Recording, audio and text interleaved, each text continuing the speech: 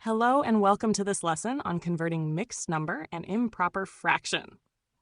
By the time you finish this video, you will be able to recognize mixed numbers and improper fractions as two ways of showing the same value.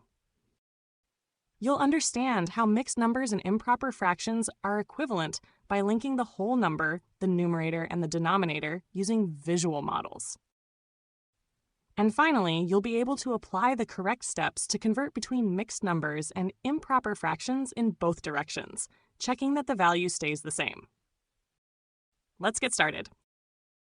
Mixed numbers and improper fractions are just two different ways of writing the same value.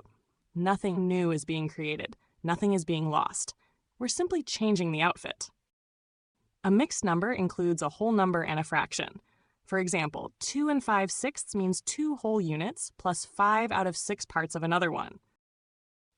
An improper fraction, sometimes called a top-heavy fraction, has a numerator bigger than the denominator. For example, 17/6 means more than 1 whole. It's the same quantity, just written differently. Any value greater than 1 can be written as a mixed number or as an improper fraction. These two forms are equivalent.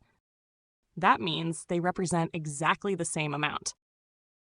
To convert a mixed number into an improper fraction, we follow 3 clear steps. Multiply, add, and keep the denominator the same. To convert an improper fraction into a mixed number, we divide the numerator by the denominator. The quotient becomes the whole number, and the remainder becomes the new numerator. Now let's dive into some exam-style practice question. You can pause the video and try yourself. We're told to write 2 5/6 as an improper fraction. First, multiply the whole number by the denominator. 2 times 6 gives 12. Next, add the numerator. 12 plus 5 gives 17. Place that total over the original denominator. The answer is 17/6. Now let's move on to another example. You can pause the video and try yourself. Convert 14/3 into a mixed number. First, divide 14 by 3. That gives 4 with a remainder of 2.